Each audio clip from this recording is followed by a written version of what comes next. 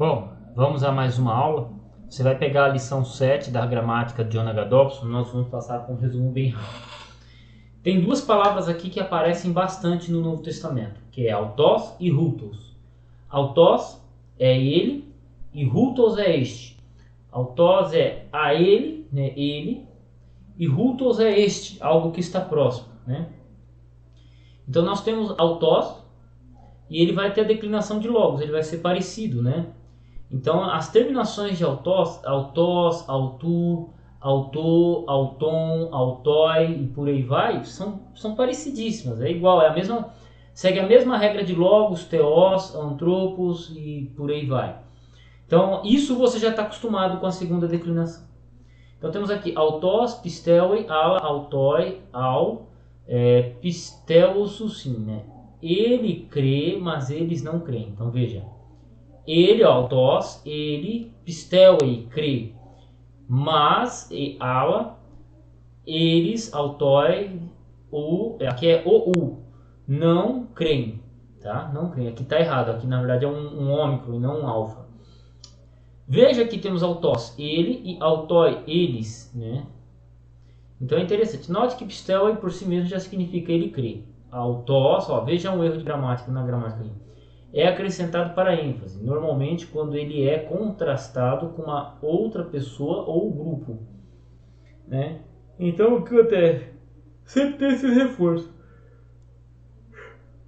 Mas você já viu isso várias vezes no Novo Testamento. Então temos aqui, ó, autoi ligusim ala, autos u lege.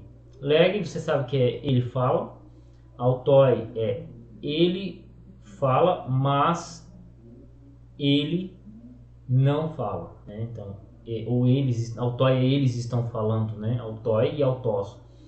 E assim vai. Então, esse autói, autós, autu, você já viu bastante. Essa é uma coisa que ele aparece bastante no Novo Testamento, né? Aí temos auton na forma acusativa, né? Nós estudamos autós. Temos auton, que é na forma acusativa. Temos autu, que é o genitivo. Vai ter o autor, que é o dativo. A ele por ele. Sempre seguindo aquele padrão da segunda declinação. Aqui, no caso do autós. O autós ele vai seguir isso. Há muitas palavras com as mesmas terminações de autós e logos. Por exemplo, antropos. Antropos, veja que já segue a regra, nós já estudamos isso. As formas que acompanham antropos são as mesmas que acompanham logos. Veja a página 9 e por aí vai. Algumas palavras, teós, antropos, apóstolos, tronos, ou uranos, aqui eles trocaram o ômicron pelo alfa, autós, né? E por aí vai. Então temos aqui algumas palavras, né? Algumas expressões, né? Lego, tom, autom, logon, digo a mesma palavra. Aqui eu não vou trabalhar muito com vocês nessa gramática aqui, porque vocês já viram isso, né? Vai pedir para traduzir o exercício, faça esse exercício, me mande, por favor. Agora temos o hutos, este. Autós é a ele, né? Ele. Hutos é este. A forma de hutos também tem terminações semelhantes de logos. Hutos ho antropos, anagnus, tutus, tus, logus, tois, antropós, tutóis. Este homem está lendo as palavras e por aí vai. Então temos hutos. Hutoi, eisim, roi logoi. Estas são as palavras. Hutos and hotronos. Este era o trono, ou este estava no trono. Estava o trono, né? Então, este era o trono. Hutoi esan hoi tronoi.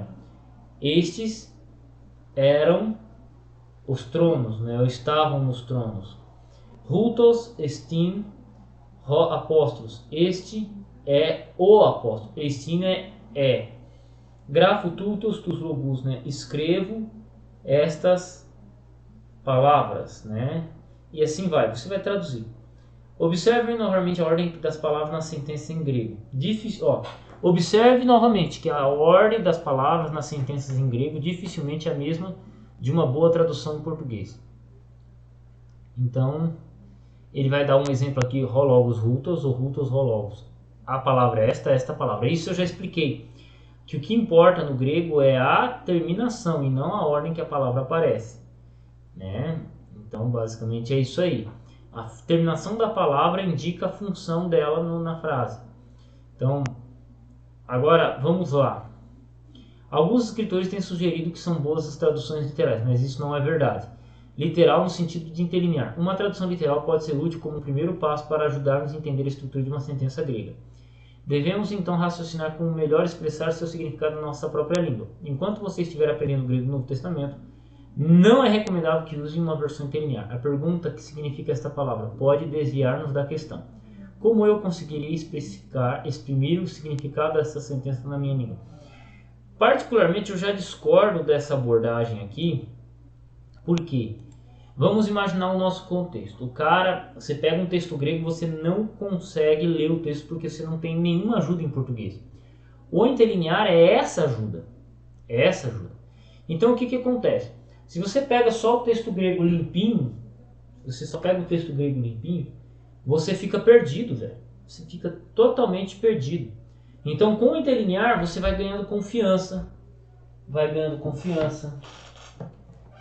ganhando experiência, vai ganhando intimidade, ao ponto de que um dia você vai deixar o interlinear como obra primária e vai partir para esse texto aqui, só para o texto grego, entendeu?